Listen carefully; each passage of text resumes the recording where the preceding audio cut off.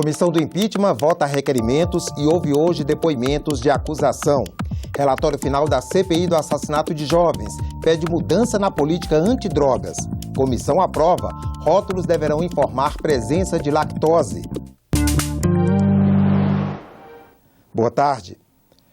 A comissão do impeachment aguarda para votar o pedido para a realização de perícia, que deve apontar se houve envolvimento da presidente afastada Dilma Rousseff nos atos que são objeto da denúncia. O pedido da defesa era para que a análise fosse feita por um organismo internacional.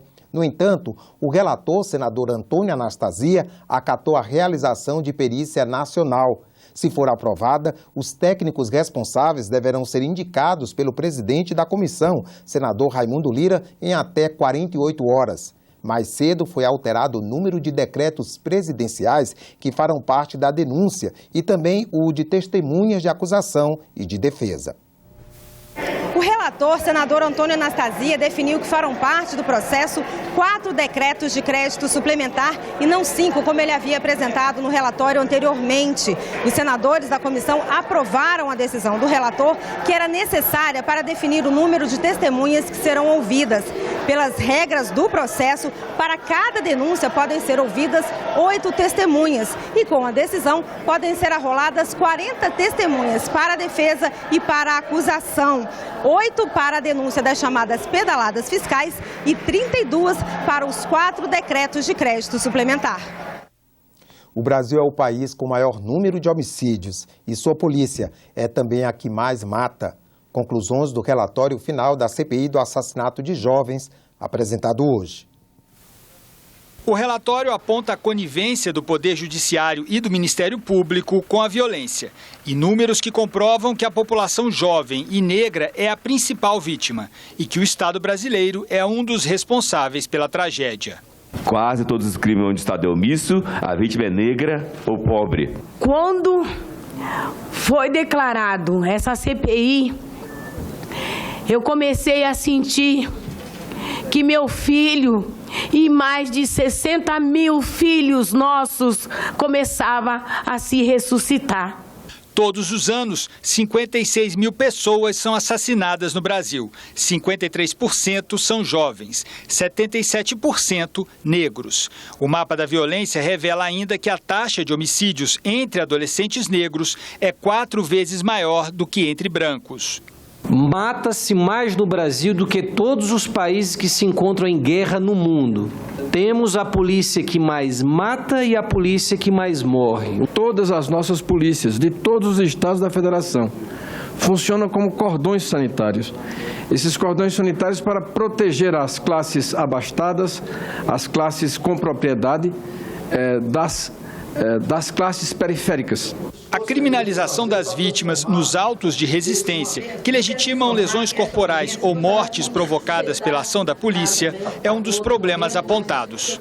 Nós tivemos aqui a participação de estudiosos da área da segurança pública e pesquisadores que detectaram que os assassinatos resultantes dos autos de resistência não tinham a continuidade de sua investigação. Eu sou a mãe do Eduardo de Jesus Ferreira, que foi assassinado dia 2 de abril de 2015 no Complexo do Alemão por policiais. Quando saiu o resultado do inquérito da morte do meu filho, o delegado falou que não poderia punir o policial que matou meu filho, porque o delegado falou que a bala que matou meu filho partiu da PM, mas ele não podia ser responsabilizado, porque atirou em legítima defesa.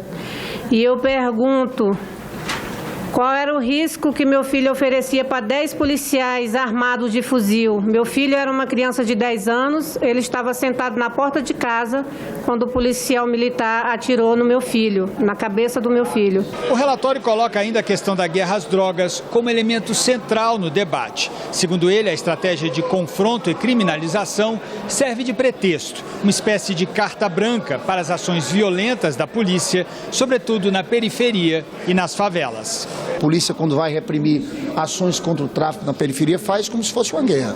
Eu aqui falei, você tem tráfico de drogas na zona sul do Rio de Janeiro, em Ipanema, no Leblon. Você não vê lá em Ipanema Leblon colocando um caveirão, dando tiro para tudo que é lado, morrendo gente. Então eu acho que a situação, infelizmente, no Brasil é uma epidemia de assassinato de jovens. E eu acho que a grande questão desse relatório é tentar tirar isso da invisibilidade. Apoio à pesquisa científica e mais proteção para os intolerantes à lactose. Projetos aprovados pela Comissão de Assuntos Sociais.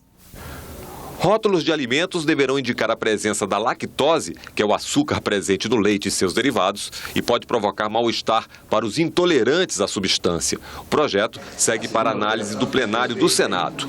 Também foi aprovado apoio à pesquisa científica. Nos casos de emergência em saúde pública, como a incidência do Zika vírus, fica permitida a remessa de material genético pesquisado no Brasil para laboratórios internacionais. O texto ainda tem que passar pela análise dos deputados, dando a relevância da matéria, que continua suscitando um debate internacional bastante grande, dado que o Brasil tenha registrado um grande número, inclusive, de microcefalias, como resultado de mães grávidas que tiveram a ocorrência do mosquito da dengue ou desse vetor do Zika vírus. Os senadores também aprovaram o projeto que garante ao cônjuge licença e salário maternidade em caso de morte da mãe que acabou de dar à luz. O texto segue para a Câmara.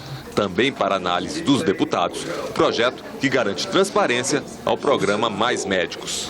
Na justificativa, o autor da proposição enfatiza a dificuldade enfrentada pelos CRM para obter os nomes dos profissionais médicos que atuam como tutores e supervisores dos intercambistas. O Ministério da Saúde tem se recusado a fornecer esses nomes ao CRM, alegando que a lei não obriga a fazê-lo.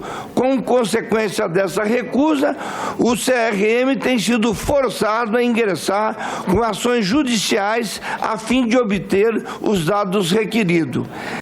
Direito a porte de arma de fogo para agentes públicos e avaliação de como estão sendo implantadas no Brasil as fontes de energia alternativas.